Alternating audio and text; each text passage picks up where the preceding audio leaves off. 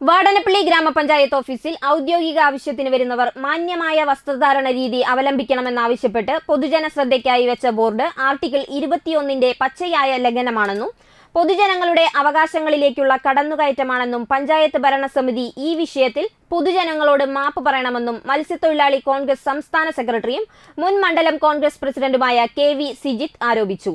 വാടനപ്പള്ളി ഗ്രാമപഞ്ചായത്തിന്റെ ഓഫീസിലേക്ക് കയറി പോകുന്ന സമയത്ത് ഒരു അസാധാരണമായ ഒരു ബോർഡ് പ്രത്യക്ഷപ്പെട്ടിട്ടുണ്ട്.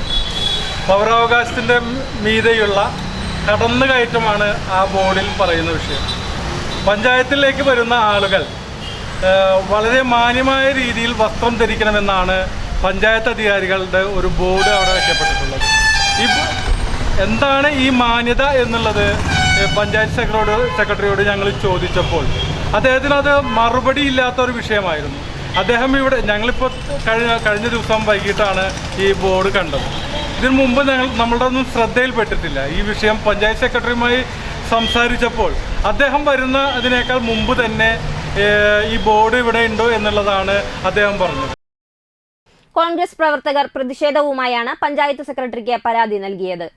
പ്രതിഷേധത്തിന് മണ്ഡലം Congress secretary PA Ummer, PK Bahulayan, KSU ജില്ലാ secretary Muhammad Ansar, ward president Sunil Valath, Muhammad Shafi, Sivaraman Chirambath, Muhammad AA, advocate Rashmi എന്നിവർ പങ്കെടുത്തു. പ്രതിഷേധത്തെ തുടർന്ന് ബോർഡ് എടുത്തുമാറ്റുകയും ചെയ്തു.